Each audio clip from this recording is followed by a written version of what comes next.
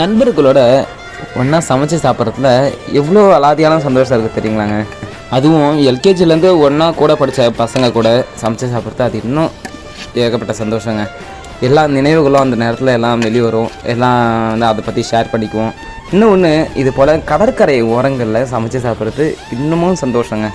அங்கிட்டு பார்த்திங்கன்னா கடற்கரை இருக்குது, சுற்றியும் வந்து மரங்கள் சூழ்ந்து பச்சை பசேன்னு ஒரு இடம். நம்ம கிராமப்புறங்களில் நண்பர்களோட சமைக்கிறதுக்கு அதுக்கு அடுத்தபடியாக இருக்கக்கூடிய ஒரு அருமையான இடம்னா நாங்கள் கடற்கரை இடங்கள் தாங்க. சரி, நாங்கள் என்ன சமைக்கிறோம் தானே பார்க்குறீங்க. நாங்கள் பிரியாணி சமைச்சிட்ருக்கோம். பிரியாணி செஞ்சு முடித்து ஒரே வாழை இலையில் எல்லாருக்கும் பரிமாறி நல்லபடியாக எல்லோரும் அன்பு பகிர்ந்துக்கிட்டு பிரியாணியை ஒரு ஃபுல் தட்டு கட்டிட்டு எல்லோரும் ஜாலியாக ஒன்றா கிளம்பியாச்சுங்க வீட்டுக்கு.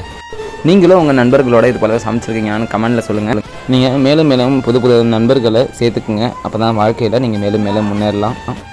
நண்பர்கள் இல்லாத வாழ்க்கை நம்மளுக்கு அலாதியான சந்தோஷங்கள் கொடுக்காது. அதனால் நண்பர்களோடு என்றைக்குமே இணைஞ்சிருங்க. என்ன தான் நண்பர்கள் தினம்னு தனியாக இருந்தாலும் நம்மளுக்கு தினம் தினம் நண்பர்கள் தினம் தாங்க.